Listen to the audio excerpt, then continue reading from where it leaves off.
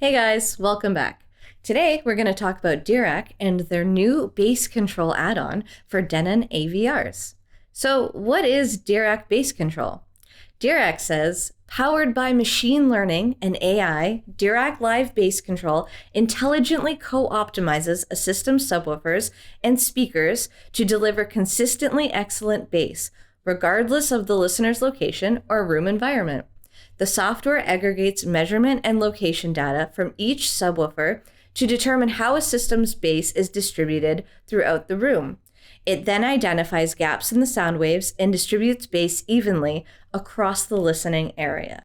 So basically, Dirac Bass Control is a licensed software you can use to enhance your system. I wanted to see if it would liven up my very old sub, which is a Martin Logan Depth I. It's about 15 years old now. It has a triple 8-inch servo-controlled aluminum driver arrangement with a peak output of 900 watts. Based on Martin Logan's balanced force design, which they also employ in their electrostatic speakers, the Depth I was a top-end reference quality subwoofer in its day.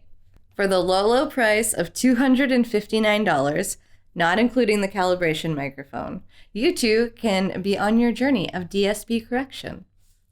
I went with the Dirac Live Room Correction when it came out last spring, and then added the single subwoofer bass control for my Denon X3800H when it became available in December.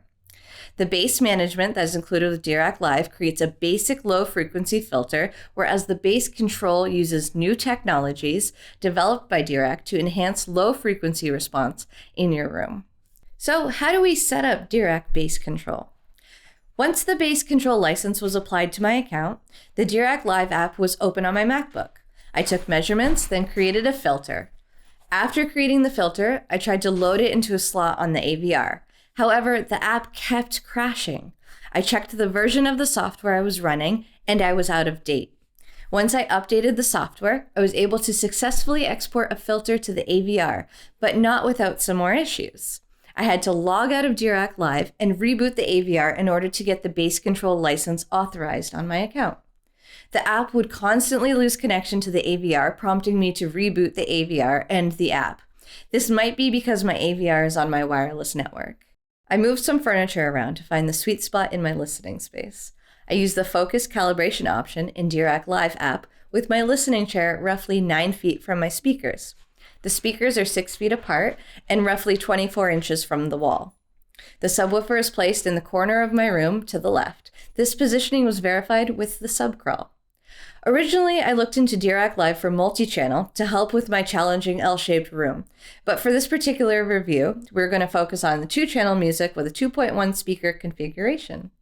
Comment below if you would like to see me do another video on Atmos, music, and movies. During my listening tests, I tried everything from Nelly to Rainbow Kitten Surprise to Daft Punk.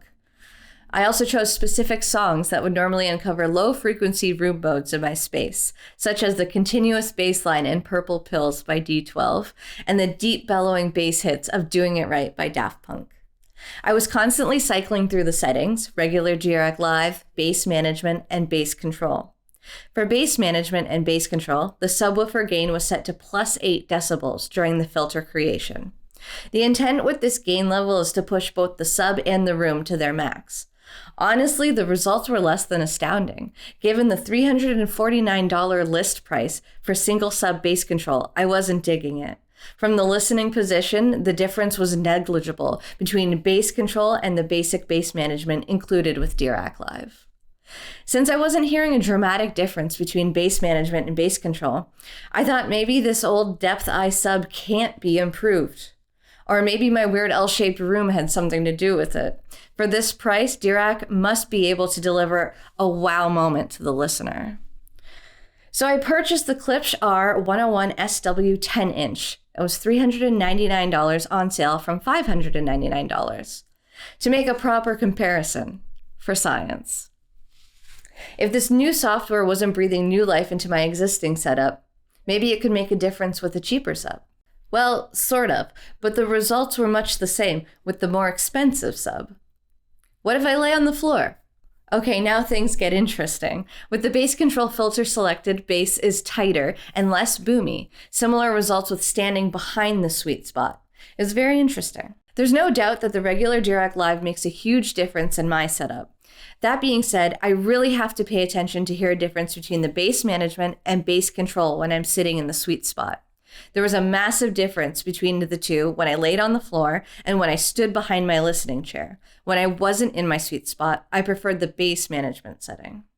From my testing, I believe in a single seat 2.1 stereo listening setup, bass control is overkill. If you have a large listening room with multiple positions, I can see you getting more value out of it. But for those of us with limited space and a single subwoofer, the full bandwidth Dirac Live license is all you need. So what about the hardware?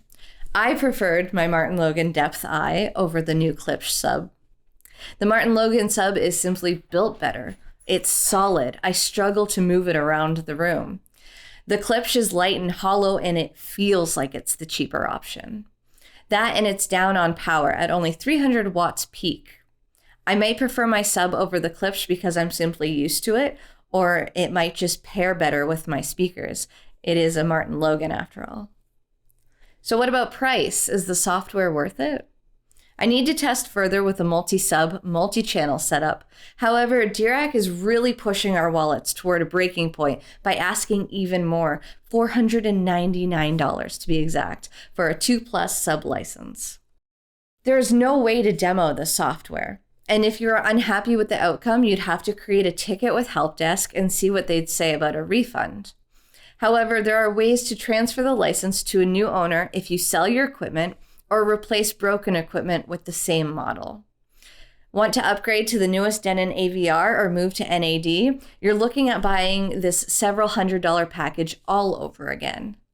Yikes. Thanks for joining me for this late night video. I gotta run. I have a flight to catch in 5 hours. Does anyone want this Klipsch sub? I don't want it.